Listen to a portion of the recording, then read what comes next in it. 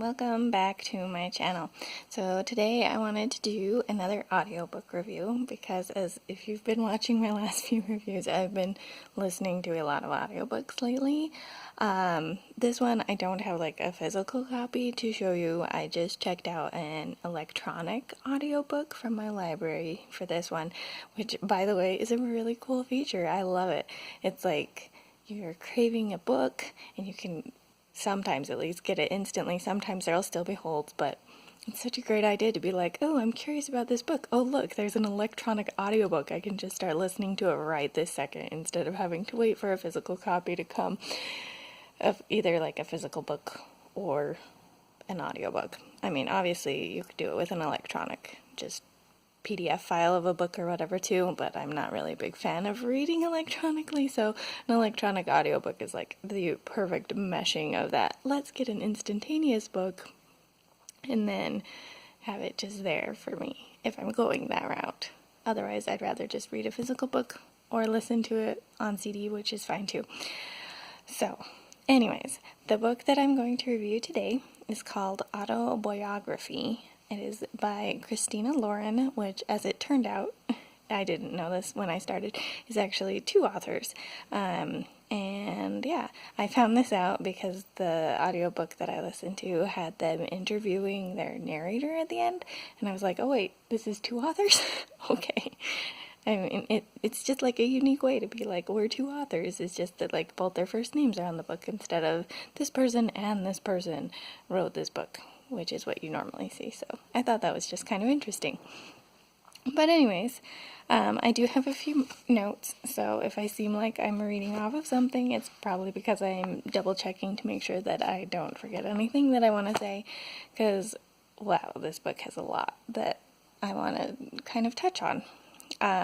So, as I said, this is autobiography, and the general premise is that we have our main character, Tanner, and he moved from California to Provo when he was like 15, and then the story itself actually takes place during his like last semester of his senior year. Mostly, it extends a little bit after, but the majority of it is during that senior year and the last semester specifically of that senior year. And so, beyond that, obviously, coming from California, moving to Provo, if you know anything about Utah/Provo, he's coming from a very, like, I don't know what wording I want. He's coming from a very different background and coming to a very heavily Mormon atmosphere. He's not Mormon. His mom used to be Mormon. His dad, I think, was Jewish or something. Yeah, Jewish. But neither of his parents are practicing anything. And so, yeah, so he kind of has a vague idea of Mormonism, but it's mostly just kind of the bad-mouthing that his mom has given Mormons because his aunt, she came out to her family when she was a teenager and said that I'm a lesbian, and then her parents kicked her out, and then Tanner's mom was like, well, I can't let this be a thing, and then she like abandoned her parents to go be with her sister and support her sister. So that's kind of the general background. And then Tanner himself is bi, so he's been with boys and girls, mostly girls, or gone farther with girls, I guess, from the sound of things. But that's like the general setup that's going on here. So he joins this class that's a let's write a novel in a month class. And the TA for this class is a Mormon boy, specifically a bishop's son, if that means anything to you. It does to me, as I personally am Mormon, so I kind of had that background coming into this. And then, yeah, so he was really super attracted to this TA, and spoilers, I guess, if you couldn't see where this is going, it ends up being basically like a gay romance. And me coming from the church background myself, I was like, I don't know how they're going to work this, because there's like two options. And if you want it to be a happy romance, he basically can't stay in the church because the church doesn't condone acting on gay impulses. You can have those feelings and still be like a valid member, but as soon as you're like acting on it, the church does not condone that sort of thing. So I was like, oh no, there's like two routes this can go. Either our Tanner can end up heartbroken, or our bishop boy is going to not be Mormon anymore, basically. And so for me personally, that was kind of a tug of war, because I know what the church means to me and how it helps me. And Sebastian, who's the bishop's son, starts out a lot with that kind of feeling of it too. Where he can't even admit that he's gay. He's like, I have these feelings, but I'm Mormon, and I don't act on these things, kind of a thing. And just because I feel these things doesn't mean I can't be Mormon, kind of a thing. And so it's like a big roller coaster, and you're wondering which part of the heart wins out. Is it the love of the religion or the love of the boy? And I have to say that it was just heart-wrenching in so many ways, and it gave me such a new perspective on what it would be like to be in that situation.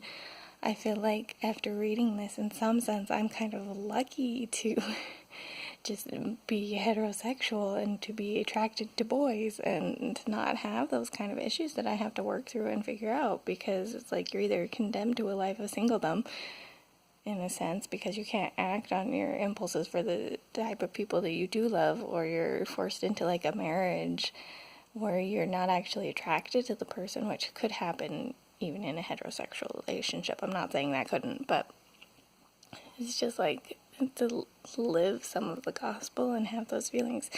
It gave me a whole new perspective on how rough that would be.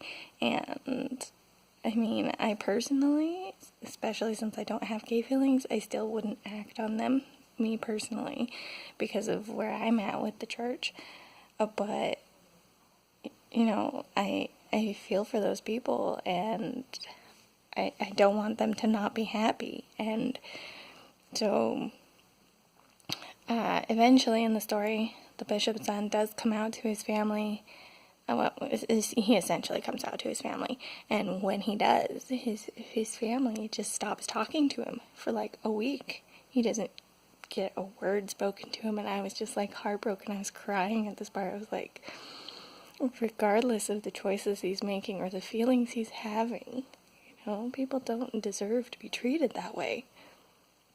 And it just makes me so sad that I'm crying again about it now, but that people get treated that way, and that just because someone's feeling different things than you, that you would be willing to, kick them out of your family, essentially. And I would hope that if I ever have a gay child, that I would still be able to love them through it and be like, I can't personally make those choices that you're making, but if you choose to make them, I can still love you through them.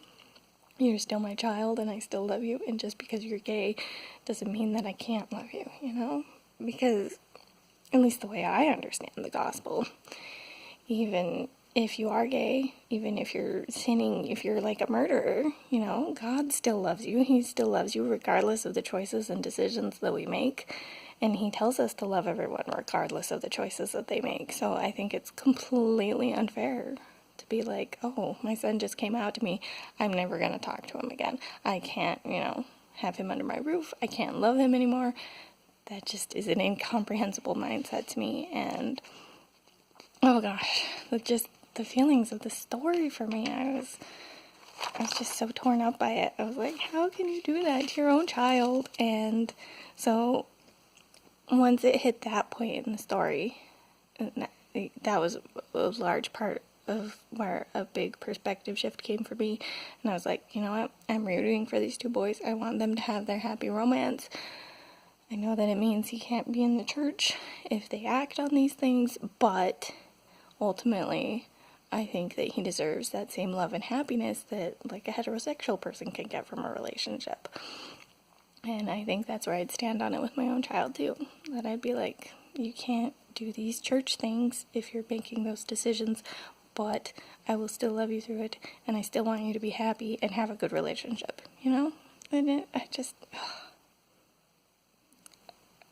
I don't understand how you could not have that perspective when they're your own child. And it gave me all these thoughts of where do I stand in this whole spectrum of it, because obviously there are issues the church has with the gay thing, and what range do I really fall on the spectrum? I mean, I would assume, based on the fact that I was sobbing over the fact that his family wasn't speaking to him, that I would be on the side of, let's love and do whatever level of acceptance we can do, and, still let them be part of the family versus just kicking them out and throwing them out on the street. But obviously, if you're not in the situation, you don't know either. But this gave me a perspective that I hadn't expected, and I'm really glad that I went forward and that I read it. And, as I said, it is like a gay romance, and to have a happy ending to a romance, they do end up together. I guess spoilers, oops. But yeah, so in some ways being raised in that mindset of, man and woman making eternal families, it seems strange to say that I was rooting for them and that I wanted them to be happy, and that he kind of just needed to step away from the church to be happy, but that's where it's at. And you look at it too, and he, at least through most of the book, was still praying and saying that it felt right for him to be with Tanner, and he was still just, trying his hardest to figure it all out. And the kind of crux of it is that he's going to serve a mission, or looking at serving a mission, which is a Mormon thing where you go out for 2 years, you essentially don't have any contact. In a lot of ways, you get like 1 email a week, a couple phone calls a year, like Christmas, and then you can write letters. But other than that, you're just off teaching the gospel and trying to share that with people. And so it's this big thing for him. He's like, I love the church and I could teach the church, but I can't teach it in the way that they want me to teach it because of these feelings. And ultimately, that he said no to going on a mission, I do feel like was the right choice. It seemed like the right choice. He'd been praying about it, and he was looking for those feelings and confirmation still. And, that's all I can say, is that especially if you pray about it and that's the feeling that you get, that's the way you go. And it seems so natural to me that you could end up in that route. I personally have had some of that in my own family. When I was very first dating my boyfriend, my family didn't get along with how much time I was wanting to spend with him and the time I was wanting to be with him. And so I know what it's like, at least to some degree, to have your family not approve of the choice that you're making, and to have to be doing that praying and making those hard decisions that don't seem like the normal or right decisions.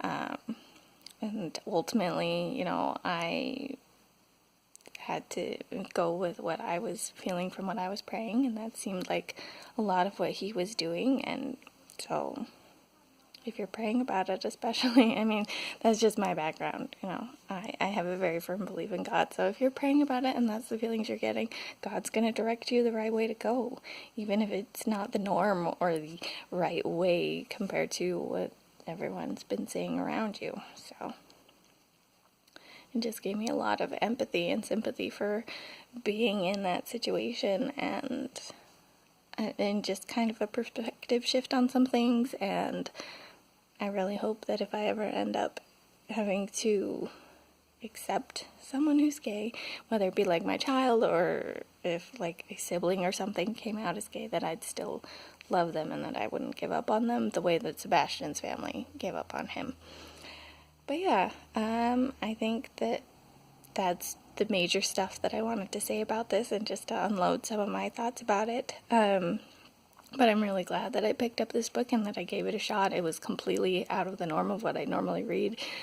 The tendency in literature and things anyways is just to write heterosexual stories,